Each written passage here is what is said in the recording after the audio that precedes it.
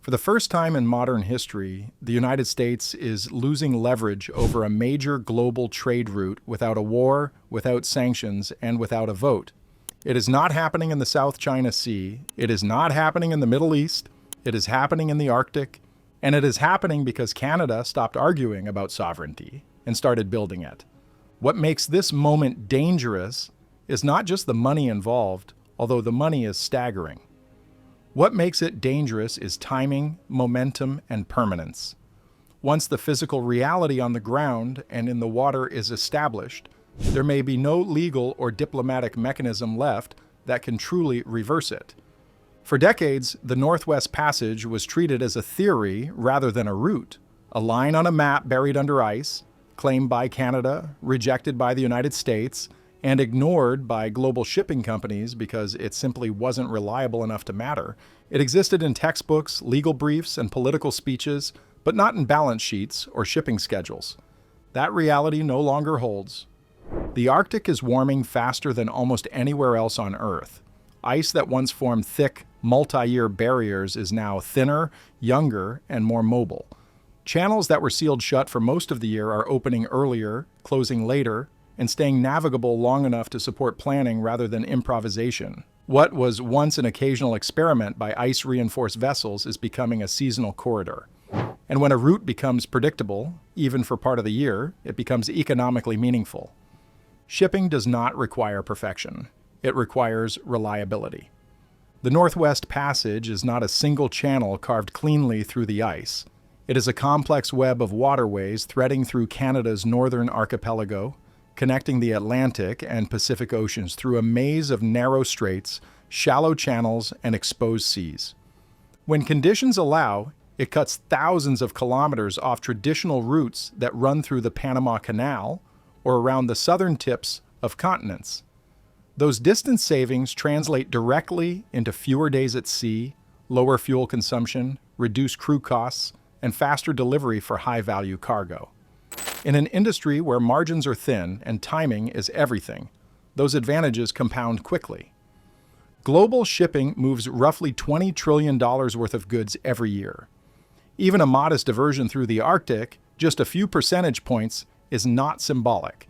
It represents hundreds of billions of dollars flowing through a region that was once economically invisible. That flow determines which ports expand and which decline, which logistics hubs grow and which are bypassed, which regulatory frameworks shape global trade, and which countries gain leverage over the arteries of the global economy.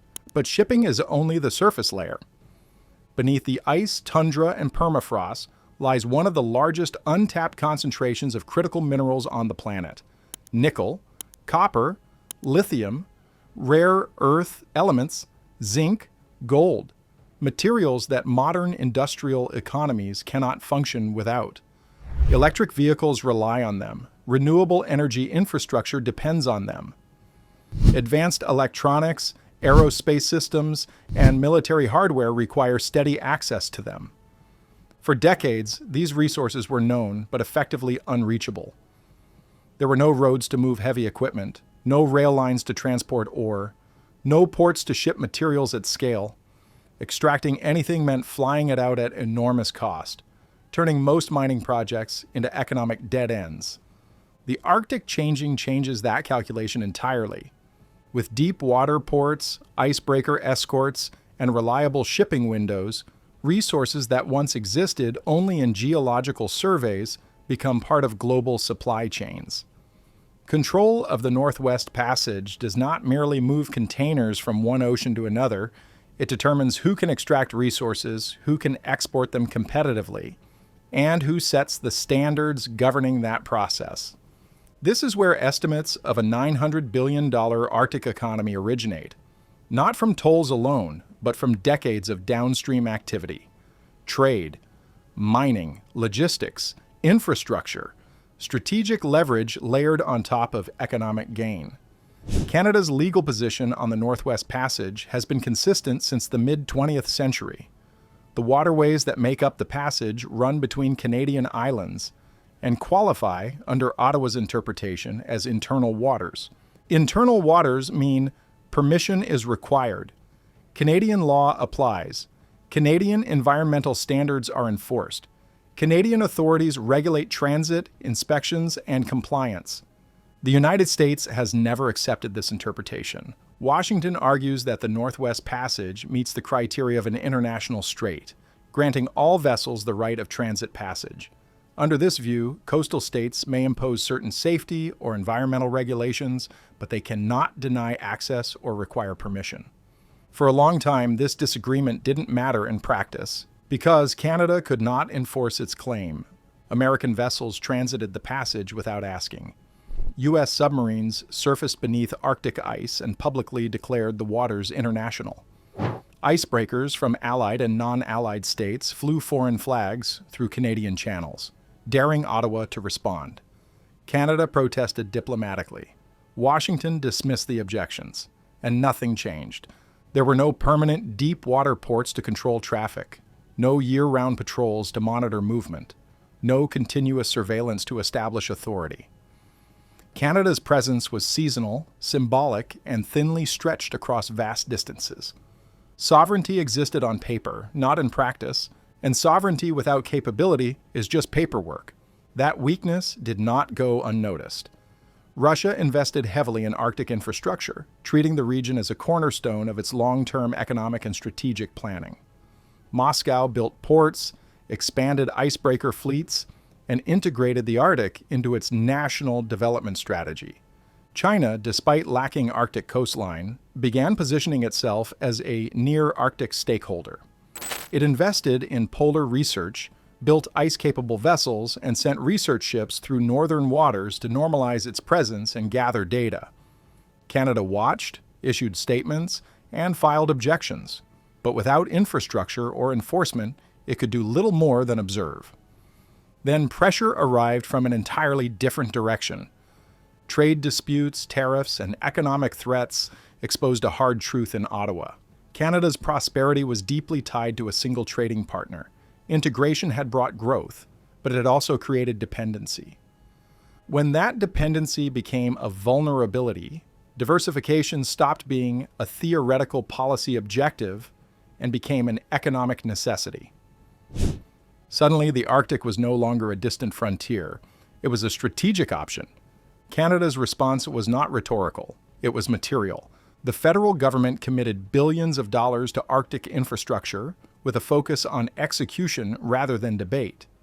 Deep water ports designed to service large commercial and military vessels. All-weather roads connecting remote regions to logistics hubs. Expanded northern airports capable of supporting sustained operations. Surveillance systems built for continuous monitoring rather than short summer windows. At the core of this effort was icebreaking capacity. Heavy polar-class icebreakers are not diplomatic symbols. They are instruments of control. They escort vessels through dangerous waters. They monitor and document traffic. They enforce compliance with regulations. They allow presence to be permanent rather than seasonal. Without icebreakers, rules are suggestions. With them, rules become operational reality. The timelines were aggressive by Arctic standards. Construction began immediately. New vessels were scheduled to arrive in the early 2030s. Export infrastructure was planned on timelines measured in years rather than generations. This was not a white paper or a vision statement. It was construction. And construction changes reality. International law does not evolve in a vacuum. It follows facts on the ground, or in this case, facts in the water.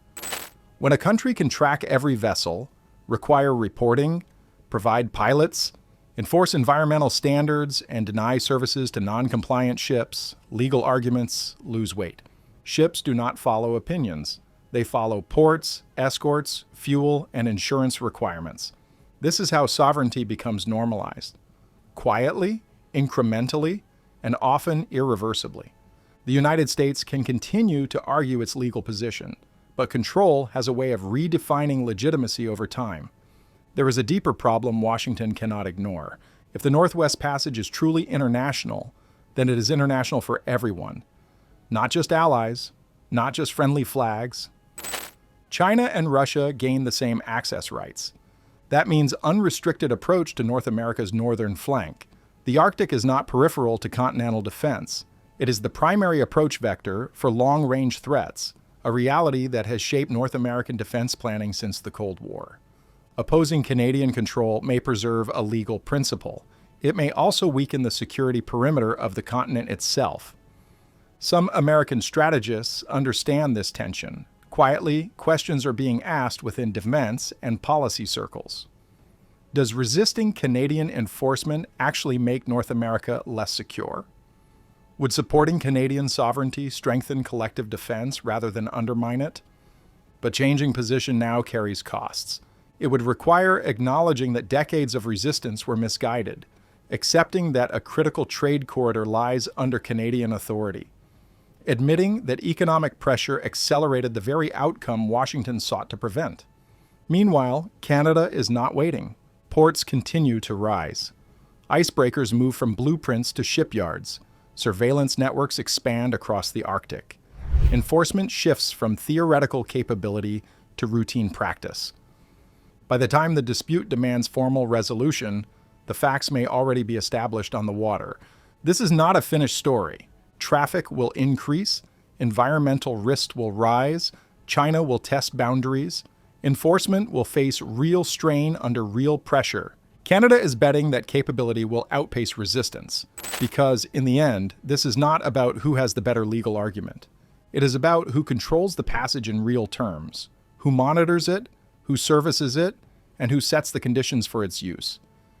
The ice is thinning, the corridor is opening, and power is shifting quietly, one ship at a time.